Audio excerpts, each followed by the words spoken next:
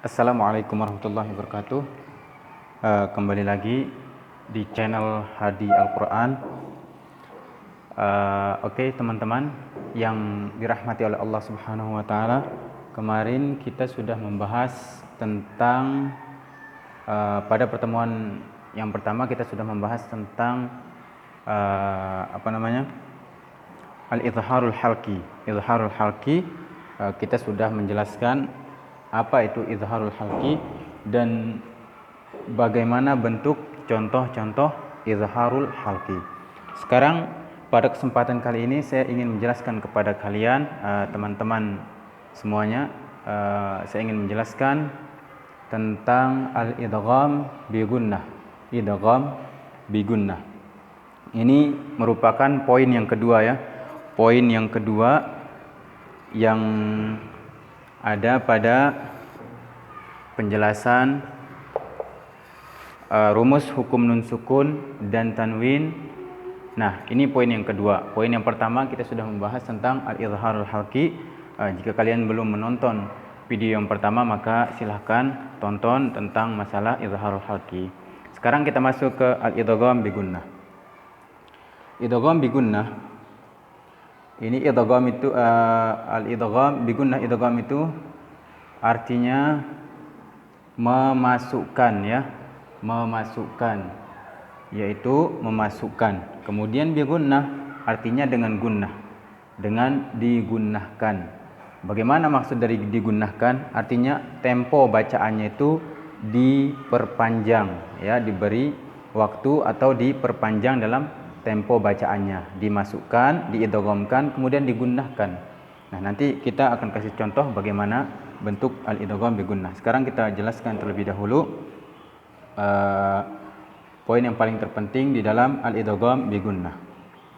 Karena kita berbicara tentang masalah nun sukun, rumus hukum nun sukun dan tanwin, maka ini ada kaitannya dengan nun sukun dan tanwin.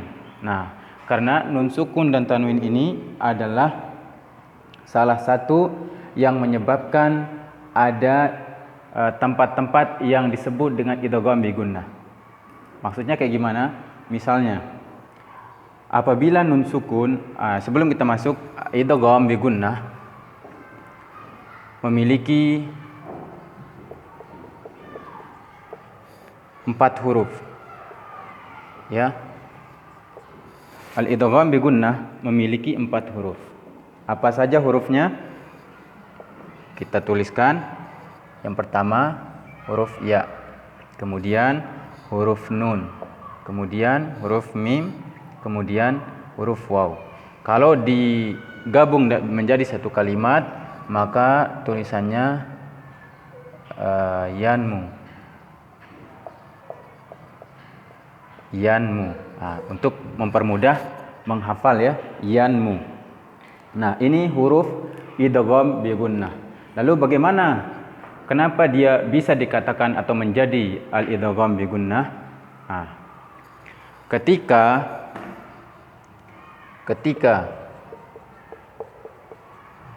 nun sukun atau tanwin. Nah, ini tanwin ya. Bagi teman-teman yang belum mengetahui tanwin, ini tanwin ya. Tanwin ada 3, yaitu fathatain, kasratain, dan dhammatain. Nah, ketika nun sukun dan atau tanwin bertemu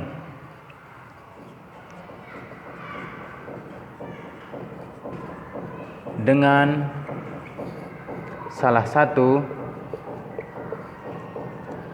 huruf idgham bi gunnah,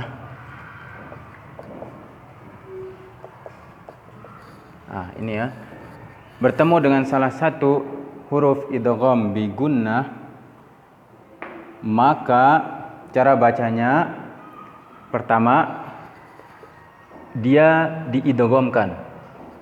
Diidghamkan.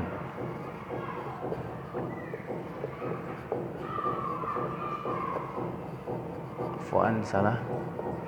Diidghamkan atau dimasukkan.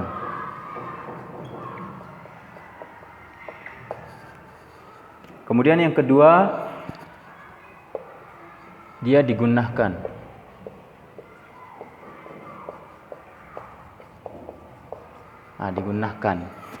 Digunakan ini cara kita mengetahui atau cara membaca idgham bi gunnah.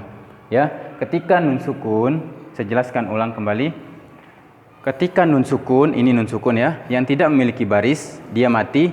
Ketika nun sukun atau tanwin, salah satu dari tanwin ini, entah itu fathatain, kasratain, dhammatain, bertemu dengan salah satu huruf idgham bi gunnah. Mana huruf idgham bi gunnah? Ini, yang 4 ya. Ya, nun, mim, waw, yanmu.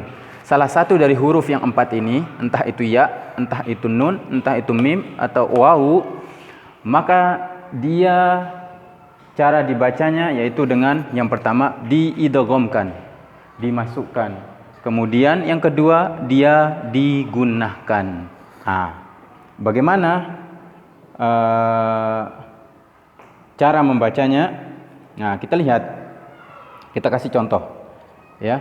Kita kasih contoh yang pertama. Nah, kita kembali ke sini ke halaman yang lainnya. Contoh ya. Contoh.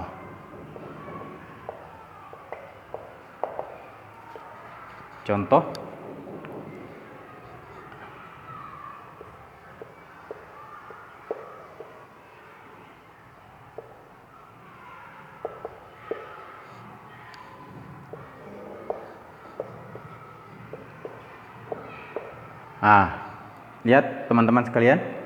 Di sini ada nun sukun ya, nun sukun.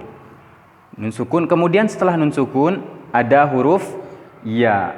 Setelah nun sukun ada huruf ya. Sebagaimana yang sudah kita jelaskan tadi bahwa ya ini merupakan salah satu huruf idgham bi gunnah. Dan apabila nun sukun bertemu dengan salah satu huruf idgham bi gunnah, ya ini ya, atau bisa yang lainnya dari salah satu yang 4, maka cara bacanya harus diidghamkan, kemudian dia digunakan. Bagaimana cara bacanya? Dia sudah tidak lagi dibaca an yadriba. An yadriba. Kalau dibaca an yadriba, maka ini salah. Berarti kita tidak mengidghamkan huruf nun kepada huruf setelahnya. Nah, maka ini cara bacanya yang benar. Ayyadriba dengan dikasih gunnah di sana. Tempo bacaan yang diperpanjang ya. Ayyadriba. Jadi nun ini dimasukkan ke dalam huruf ya. Makanya dia tidak dibaca dengan an yadriba. Tidak jelas dibaca an yadriba. Tapi ayyadriba. Ayyadriba. Ini contoh yang pertama. Kemudian contoh yang kedua, ketika nun sukun bertemu dengan nun misalnya. Kalau ini nun sukun bertemu dengan ya. Contoh yang kedua,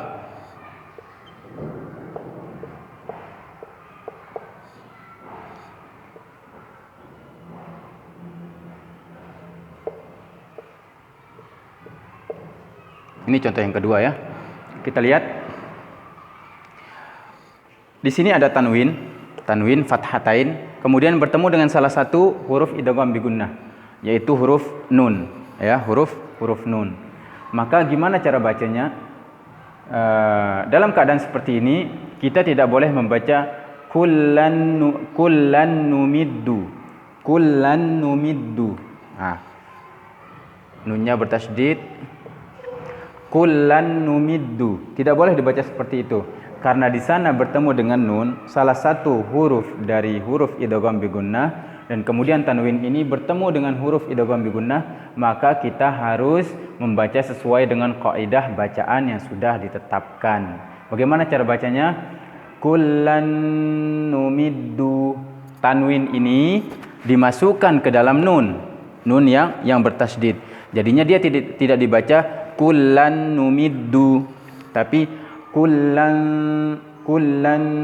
numiddu. Ada penahanan di sini, ditahan bacaannya setelah masuk ke dalam nun suku nun yang bertasydid dengan tempo yang diperpanjang. Kullan numiddu. Nah, seperti itu. Itu contoh yang kedua ketika tanwin bertemu dengan nun sukun. Yang pertama ketika nun sukun bertemu dengan huruf Ya, kemudian bagaimana contoh yang ketiga ya? Ketika nun sukun atau tanwin bertemu dengan huruf mim, ya.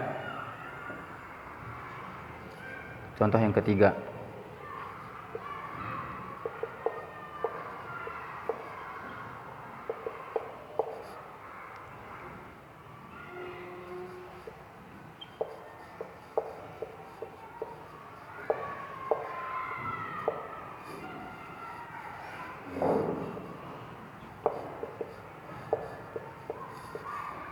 Ya, ini contoh yang ketiga ya. Nah, teman-teman bisa lihat pada huruf ta dia berbaris dhammatain. Seperti yang kita katakan bahwa dhammatain ini adalah salah satu dari huruf harokat tanwin ya. Harokat tanwin, bukan huruf harokat tanwin. Kemudian setelah dhammatain ini jatuhlah huruf mim setelahnya. Huruf mim itu adalah salah satu dari huruf idgham bi gunnah yang 4 ya. Huruf idgham bi gunnah yang 4. Maka bagaimana cara membacanya ketika dhammatain bertemu dengan mim? Sama seperti contoh-contoh yang lainnya. Cuma mungkin keadaannya berbeda. Ada yang bertemu dengan mim, ada yang bertemu dengan ya, ada yang bertemu dengan waw. Tapi dan juga ada nun sukun, ada tanwin, ada fathatain, ada kasratain, ada dhammatain. Sekarang dhammatain bertemu dengan mim. Ya, mimnya bertasydid ya. Afwan, saya lupa terus nulisnya.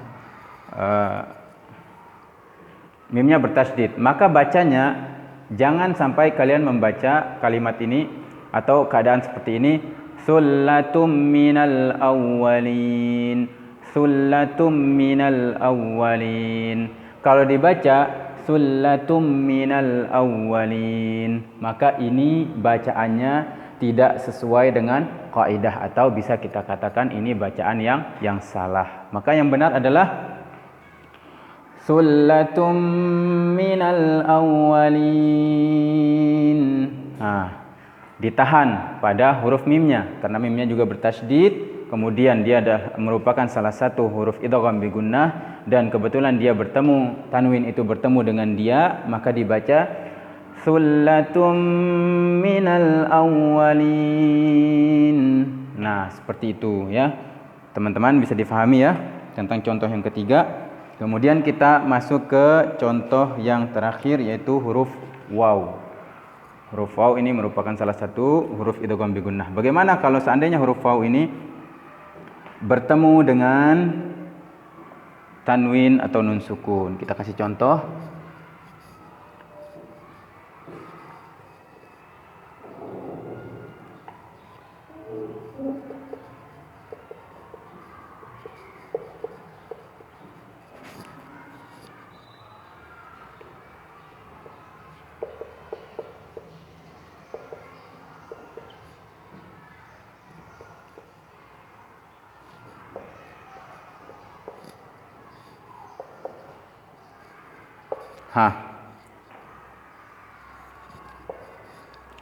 Nah, di sana kita lihat ada contoh berikutnya, yaitu kasratain bertemu dengan huruf waw. Ini ya, kasratain, kemudian ini huruf waw. Huruf waw adalah salah satu dari huruf yang 4 huruf idgham bi gunnah. Maka bisa kalian lihat. Nah, keadaan seperti ini juga, ingat, kaidah membacanya sama seperti contoh-contoh yang lain. Karena mereka memiliki kaidah yang satu. Dalam 4 huruf ini ketika dia bertemu dengan tanwin atau nun sukun, cara bacanya sama. Cuma mungkin karena hurufnya berbeda ya, atau barisnya juga berbeda, atau nun karena dia bertemu dengan nun, atau kasratain, fathatain atau dhammatain. Jadi itu yang membedakan. Cuma kaidah dalam membacanya itu sama. Kemudian yang pertama digunakan, kemudian yang kedua dia diidghamkan. Nah, yang seperti ini bagaimana cara bacanya? Saya kasih contoh ya. Ala syai'in wa qalatin nasara, ala syai'in wa qalatin nasara. Nah, bukan dibaca ala syai'in waqa, ala syai'in waqa. Kalau dibaca ala syai'in waqa, maka ini salah karena dia tidak diidghamkan. Tidak diidghamkan. Maka cara baca yang benar ala syai'in waqalatin nasara. Nah, seperti itu. Saya ulang sekali lagi. Ala syai'in waqalatin nasara. Nah, seperti itu bacanya teman-teman. Untuk contoh yang keempat, kita sudah memberikan semua contoh. Yang pertama nun sukun bertemu dengan huruf ya, kemudian fathatain bertemu dengan huruf nun, kemudian dhammatain bertemu dengan huruf mim, kemudian kasratain bertemu dengan huruf waw. Jadi seperti itu contoh dari pelajaran al-idgham bi gunnah atau idgham bi gunnah. Semoga yang ini bisa kalian pahami dan bisa mendatangkan manfaat untuk kalian. Bagi teman-teman yang menyaksikan video ini, saya ucapkan terima kasih, jazakallahu khairan.